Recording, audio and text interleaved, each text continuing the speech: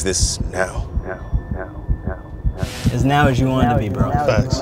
Bro, I told you Elsie would be alive. I mean, but the question is, are we in alternate timelines? I called it, though. Don't... You're right, you're right. Oh. I didn't know you'd be here. You're all late. Always on time. Are you sure Always it's not on now? time. You're late on multiple timelines. Late on multiple timelines. That's great. That's great. We are in the basement. We're in the conspiracy corner. Back in the corner. Back in the corner. Khal, Frazier. It's not about us, though. It is about our extra special guest, Jeffrey Wright, star of Westworld, OG. A couple weeks ago, which kind of sparked us wanting to get you on, we did an episode specifically about Westworld.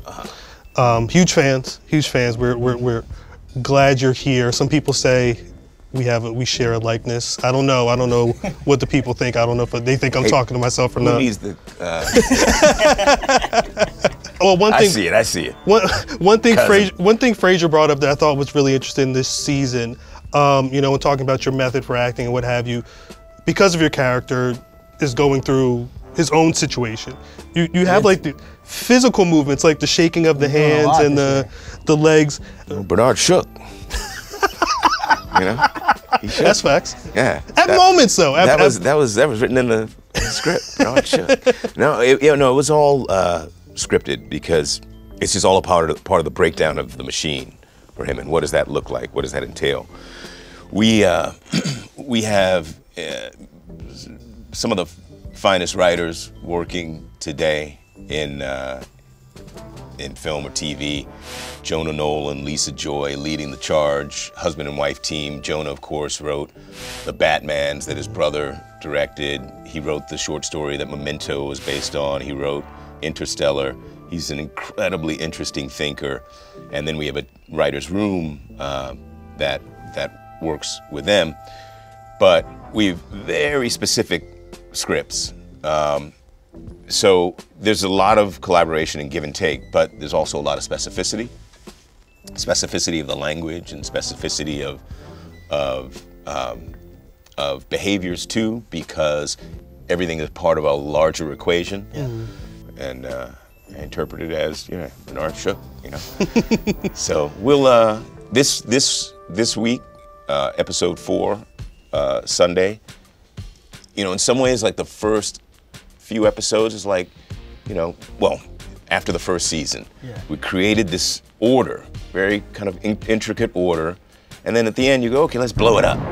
So then you blow that up, and now it has to be recreated. The pieces start to fall back and they form something new, and that's a very kind of, another kind of complex exercise. And so we've been doing that, and as we've been doing that, you know, the stories have kind of been creeping up the top of the roller coaster drop, and Sunday we get ready to start dropping. We've actually seen it. Oh, you've seen it? We watched it yesterday. Oh, you did? Yeah. Oh, you're way ahead of the game. A little bit. Oh, okay. Yeah, it's a good one. You're being generous about it creeping up. Yeah. We can't. I mean, this will fortunately drop after that comes out, but we don't want to get too crazy. But it's a big deal. It's a big deal for your character. Yeah. It's a big deal for the story overall. Yeah. You know, we get to see what's really going on behind everything. Exactly. All right. So this is airing Monday after episode 4. Obviously, you can't tell us much about what's coming, but I want to pick your brain a little bit on stuff we should be paying attention to. Like, for example, the guest that you meet in this coming week. Are we going to see him again? Because I felt like he was gone too soon. Westworld begins things in media res, as they say, in the middle of things. So very seldom is an end an end. So we're looking at things from different perspectives, and the overall time, the overall now that we're experiencing the story through as the audience comes together as the pieces come together. And then we understand what now is. And so you may.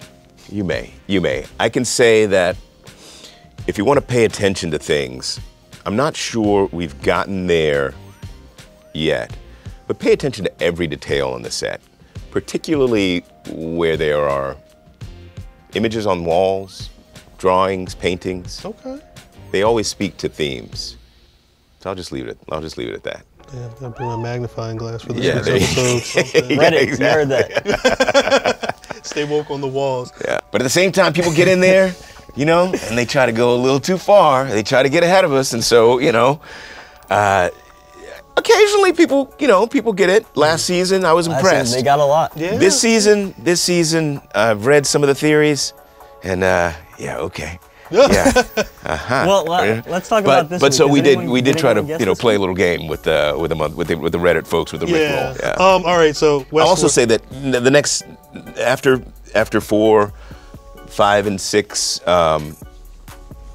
get into some more themes that the show has been about. you mentioned there being specificities and, you know, being pieces to a bigger puzzle. Yeah. I don't know how much of a check I could write you to get the whole thing, but how much of the overall story of Westworld do you, as an actor in the show, know? Again, there's no source material. Yeah. Michael Crichton didn't write a book. He wrote a script. He filmed that script. So there's just a premise, really. So everything that we're exploring now is really out of Jonah's imagination and Lisa's imagination. They have an arc. They have a long-term arc. I'm curious. I'm as curious about that as you are. We know going into any individual season a little bit about where we're going to go. I was able to learn more than they actually wanted to tell me this season because of logistical reasons. I shot episodes from about scenes from about 7 episodes within the first 4 or 5 weeks of filming. So I was getting these little nuggets, you know, from almost the full arc of the season, and it allowed me to be able to shape, you know, where I was going. But they wanted to leave me in the dark a little bit because Bernard's kind of in the dark. Yeah. Yeah.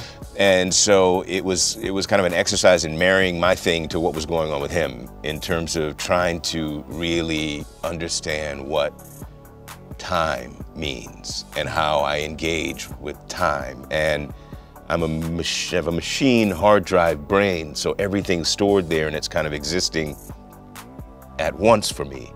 And I'm programmed to kind of process it, but how do I do that if the machine is breaking down? And so it really became, you know, as I described it, it's like, you know, oh, you know, Bernard woke up in the middle of in the beach or in the middle of a mud pile at Woodstock, and he took the wrong acid. He did not listen to Wavy Gravy when he said the brown acid's bad. Some of the twists in this coming week's episode, have anyone guessed that? Nah. Really? Nah. I haven't checked the Reddit. That's good though. That's good. That's That's a good good. sign. No, there are people there all over the place. They're like thinking theories are funny. Yeah. We had a couple of crazy theories in our discussion. You know, shouts out to Damien. He believes everybody's a host. The whole squad is a host. You two included? Yeah. Yeah. Yeah. Well, thanks, Damien. You know what I appreciate about it is it's almost as though the fan theories become kind of another like tangential element of the storytelling. So I mean, I think it's wonderful. And people, whether they're, you know, right in a specific way or wrong, they're still playing with the ideas that we're playing with. They're playing with ideas about the manipulation of the technology, that, you know, the corporate interests. And I think, you know, because these are all things that we're thinking about. We're all aware of, because unlike in 1974, in the original movie came out, we all know this world in a much more intimate way. We're all already starting to merge ourselves with, you know, the first generation AI. So we're already a foot or two into Westworld, you know, as we speak. You know, you speak into that. Our world is so. Everything that we do is on Google at some point, or you know, ads are targeted to us based off of what we're searching. And when in season 1, when they mention that, you know, the park is one thing for the people that are there, it's another thing for the people in the boardroom, I started thinking about, okay, well, you know, we've got people on there that are they're murderous, they're having sex with these robots. All this stuff is going on. Where does all of that go? Where does that data, that information, that's a lot of intel. You know, again, just looking at Google and how much they make money, you know, Delos has got to be sitting on a stockpile of future monies with all that info. Tune into HBO, 9 p.m. Sunday. Let them know, let them know. It's, yeah, data is the resource now. You know, there's been a huge conversation in our country about surveillance. Conversation around government surveillance, particularly. And I think that's valuable. But I was always in the midst of that, wondering why we weren't having an even more intense conversation about corporate surveillance. And the reason being is because government, at the very least, has a security imperative. We take so much for granted in this country that we can sit here and have this conversation freely, and for the most part, not worry that somebody's coming through that door blazing, right? So government, getting back to our question, government has a security imperative. If you've been to a failed state, you have a greater appreciation for that. And I think we need to reflect on government, on that aspect of government in our country in that way. But there is that imperative to keep us safe. Corporations have no security imperative, right? It's solely a profit imperative. And yet we're freely giving over every detail of our behavior, our trends, our interests, our whereabouts. And that conversation was not being had at the same time. I didn't get it. But I think now, as you know, the conversation has shifted toward the manipulation of our data, the sale of our data toward nefarious ends. And, you know, I think, you know, Westworld is in line with the, you know, with the daily news. Definitely. Stay woke out there. Stay woke, y'all. Yeah. Tessa T is very nefarious. What's that? So Tessa's very nefarious. Well, that's a whole nother conversation.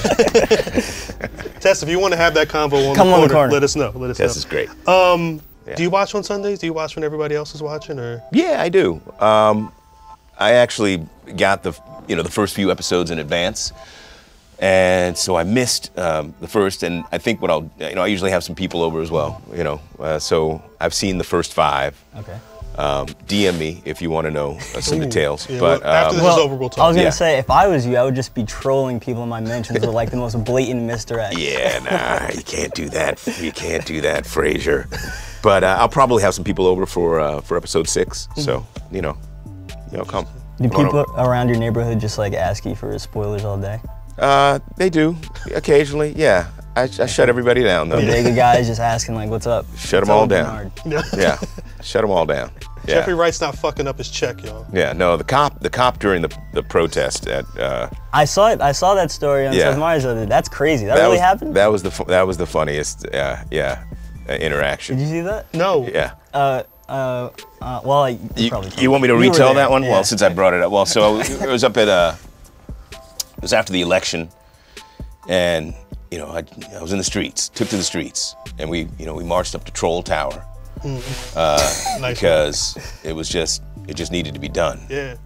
And the crowd was cool, but you know, like any crowd, on the edges, it gets a little funky.